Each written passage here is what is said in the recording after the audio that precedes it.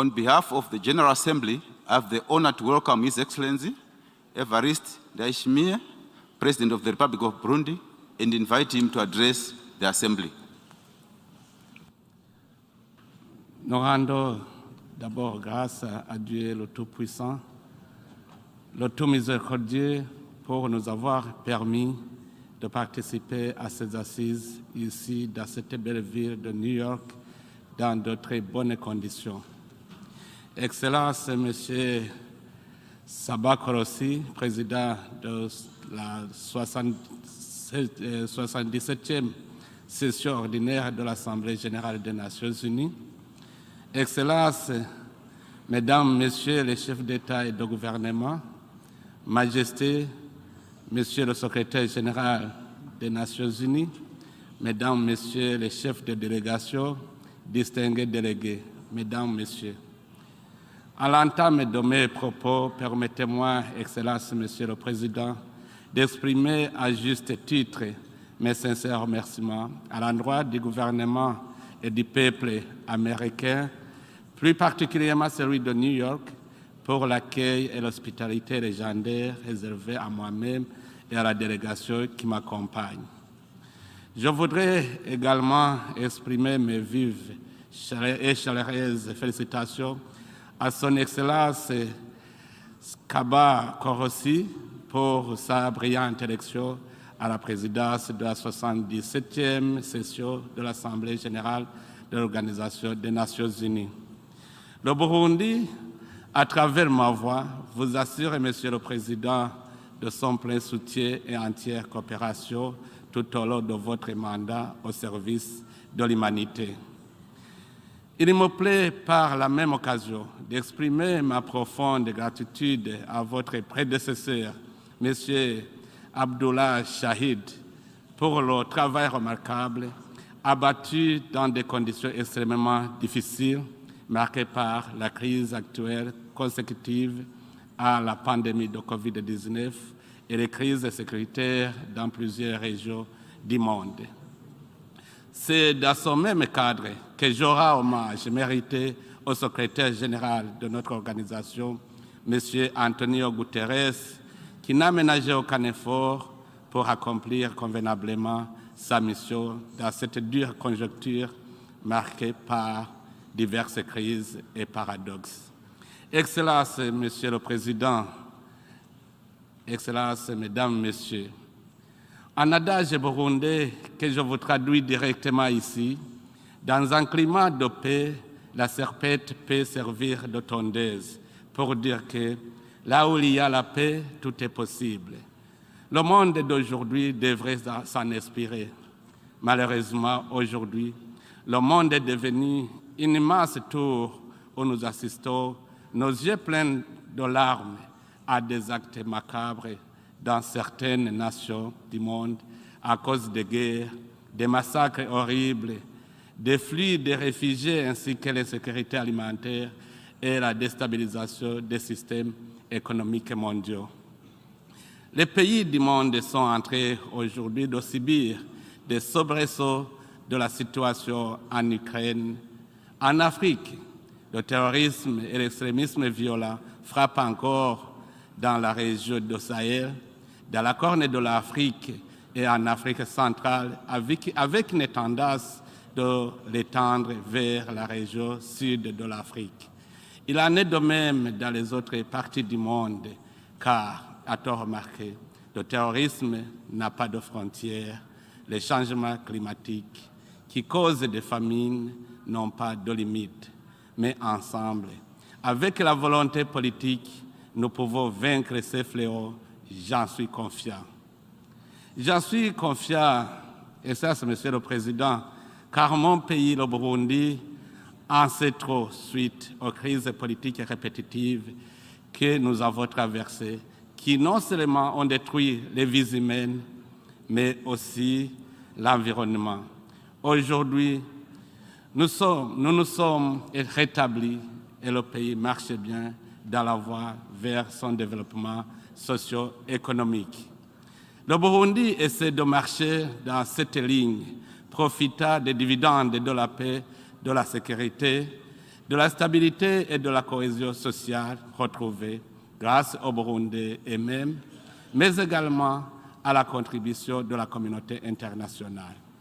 Nous souhaitons donc que l'esprit de paix, de fraternité et de justice soit le souci de tous pour que tous les peuples du monde jouissent pleinement de leur droit de bien vivre dans la dignité. Et sur le plan humanitaire, le Burundi a accueilli sur son sol avec chaleur et dignité les milliers de réfugiés en provenance de la République démocratique du Congo, toutes ethnies confondues. Excellences, Mesdames, Messieurs, la paix est un sujet qui nous tient à cœur. Son absence pèse lourdement sur la vie de nos peuples. C'est dans cet esprit que nous ne permettrons en aucun instant de nous dérober chaque fois qu'il s'agira d'exécuter des décisions sécuritaires issues de cette majestueuse et importante organisation internationale qu'est l'Organisation des Nations Unies.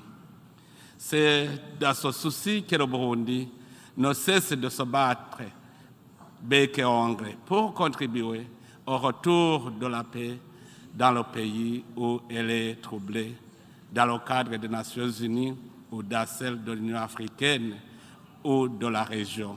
En témoigne notre intervention en Somalie et en Centrafrique. Dans le même souci, le Burundi s'est engagé à contribuer au retour de la paix à la République démocratique du Congo dans le cadre de l'initiative de la communauté est-africaine. Je profite de cette occasion pour demander à la communauté internationale d'appuyer le processus de Nairobi pour secourir le peuple congolais en détresse. Toujours dans le cadre de la paix et la sécurité, la participation à cette session me suggère de solliciter très humblement l'implication des Nations Unies pour traquer les groupes terroristes qui commencent à s'infiltrer dans notre sous-région, sans oublier ceux qui sévissent déjà dans d'autres coins du monde. La communauté de l'Afrique de l'Est, dont le Burundi assure la présidence, vient d'accueillir un nouveau membre, la République démocratique du Congo, et avec les autres chefs d'État des pays membres, nous nous sommes donnés comme objectif de stabiliser toute la communauté pour que les populations de nos pays, pour permettre aux populations de nos pays de se concentrer en fait au projet de développement socio-économique. C'est pour cette raison que le gouvernement burundais est en train de développer les infrastructures de transport telles que la voie routière, la voie ferrée et la voie aérienne, ainsi que le transport lacustre, afin de réussir l'approche multimodale et interconnectée au niveau national et sous-régional qui s'impose à mon pays de manière incontournable. Le Burundi, ensemble avec la RDC et la Tanzanie, travaille étroitement pour réaliser le projet ambitieux de chemin de fer Uvinza, Musongati, Gitega, Bujumbura, Uvira et Kindu, devant relier les trois pays et les deux océans Atlantique et Indien. Ce méga-projet permettra non seulement de booster les économies des trois pays, mais également de faciliter la circulation des biens et des personnes dans la sous-région. Nous souhaitons que les États membres des Nations Unies se lèvent comme un seul homme pour protéger et promouvoir tous les droits humains dont doit jouir l'humanité sans distinction aucune. Nous apprécions ce qui se fait déjà aujourd'hui, mais il reste encore à faire pour que l'homme jouisse pleinement de tous les droits que lui confère la nature humaine. C'est pour cela que je profite de cette occasion pour remercier vivement la communauté internationale pour les efforts qu'elle a fournis pour rétablir la paix et la stabilité dans mon pays. Dans ce cadre, il me convient de porter à la connaissance de cette auguste assemblée qu'une justice équitable pour tous est aujourd'hui une réalité et que les droits de l'homme dont le droit d'expression et de presse sont respectés sur toute l'étendue du territoire burundais. Mais malheureusement, certains fonctionnaires portant le flambeau de certaines institutions de notre organisation découragent ce développement positif par la politisation de la démocratie et de la lutte contre l'impunité. Dans certains pays, y compris le mien, quand la démocratie telle qu'elle est définie s'enracine, certains fonctionnaires des Nations Unies la dénaturent en la qualifiant d'incrédible ou de non inclusive pour nous maintenir dans des tensions inutiles. Quand nous nous battons au quotidien contre l'impunité, certains fonctionnaires des Nations Unies cherchent encore à disqualifier nos actions. Il est alors grand temps, Monsieur le Président, que le Haut Commissariat des droits de l'homme soit en diapason avec l'ensemble des États membres pour avoir une lecture commune de la direction des politiques de nos pays au lieu de vouloir téléguider ces actions à travers des commissions et des bureaux des rapporteurs spéciaux inattendus.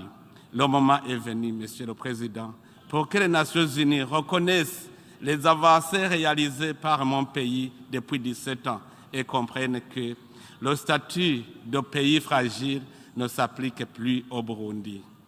Excellences, Monsieur le Président, Excellences, Mesdames, Messieurs, l'homme est au cœur de l'économie depuis la famille jusqu'au niveau mondial. Nous devons donc contribuer au développement du capital humain en dotant à nos populations des outils appropriés, des expériences et des savoirs adaptés aux exigences de la vie aujourd'hui. Nous devons trouver des solutions pour contrecarrer les menaces à notre économie, à notre santé, à notre système éducatif, à notre cohabitation pacifique, bref, à notre façon de vivre dans nos États et entre les États du monde. Nous savons que l'Organisation des Nations Unies a le souci de contribuer à l'amélioration des conditions de vie des populations du monde par l'accès à des revenus familiaux suffisants pour assurer un niveau de vie décent. L'éducation constitue un élément clé pour y parvenir. Par là, effectivement, de l'éducation, je ne saurais être plus explicite que Nelson Mandela quand il a dit, je cite, « L'éducation est l'arme la plus puissante pour changer le monde », fin de citation. Plusieurs années après cette célèbre citation, cette piste de solution pour opérer un changement positif au sein de nos communautés reste toujours d'actualité.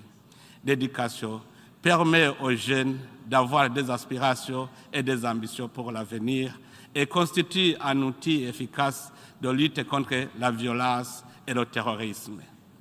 C'est ainsi que, dans mon pays, nous sommes en train d'initier des réformes, de repenser à la politique du système éducatif afin de rendre notre jeunesse plus professionnelle que serviteur de la fonction publique. Nous constatons joyeusement que dans mon pays, la gratuité de l'éducation a sensiblement augmenté l'engouement pour l'école, tant pour les filles que pour les garçons, et que les abandons scolaires au niveau de l'enseignement de base, souvent liés à l'insuffisance alimentaire, à l'éloignement des écoles et au manque de frais scolaires, ont sensiblement diminué. Afin de transformer les jeunes en agents de paix et du développement inclusif au Burundi, nous avons mis en place un programme ambitieux d'autonomisation économique et d'emploi des jeunes qui a pour mission de réduire le taux de chômage par la création de l'emploi des jeunes à travers l'entrepreneuriat. Pour accompagner ce programme, nous avons mis à la disposition de la jeunesse la banque d'investissement de jeunes et un fonds d'immersion, de garantie et d'accompagnement en vue de leur faciliter l'accès au crédit. Il en est de même pour les femmes qui, d'ailleurs, occupent un pourcentage élevé parmi les jeunes burundais. Nous avons créé la banque d'investissement pour les femmes et continuons les réformes visant à améliorer la santé et l'éducation féminine. L'Office de la Première Dame du Burundi a ouvert un hôpital pour traiter les fistules obstétricales chez les femmes et avec les partenaires au développement du Burundi, elle continue d'innover pour améliorer considérablement la vie de la femme burundaise. Monsieur le Président, l'urgence se trouve en même temps dans la gestion des effets dévastateurs de la pandémie COVID-19. Je lance à cet effet un vibrant appel à l'ensemble des partenaires au développement du continent africain à prendre des mesures courageuses destinées à accompagner les économies des États africains qui sont très durement affectés par les effets des différentes crises actuelles. Ayant conscience qu'aucun pays au monde n'a été créé pour être assisté éternellement, cet accompagnement devrait se faire à travers des partenariats stratégiques mutuellement avantageux, axés entre autres sur les investissements, la promotion des échanges commerciaux et le transfert des technologies. Et pour réussir le développement du capital humain et rendre la population dynamique et productive, le gouvernement est en train de doter à chaque commune au moins d'un hôpital et des centres de santé pour prévenir et soigner les maladies, les épidémies et les pandémies. Nous nous félicitons pour avoir pu lutter efficacement contre la pandémie de COVID-19, mais la lutte continue. Je vous informe aussi que la gratuité des soins de santé est assurée pour les enfants de moins de 5 ans et pour les femmes enceintes qui accouchent dans des hôpitaux et centres de santé publics, ce qui a réduit sensiblement la mortalité infantile. Dans ce cadre, le combat engagé pour le développement économique de mon pays passe d'abord par le développement du secteur agricole. C'est à cet effet que mon gouvernement a baptisé cette année l'année de l'agriculture au Burundi sous le thème général « L'agriculture source de l'économie nationale ». Notre programme en matière de développement agricole passe avant tout par le changement de mentalité et des pratiques actuelles.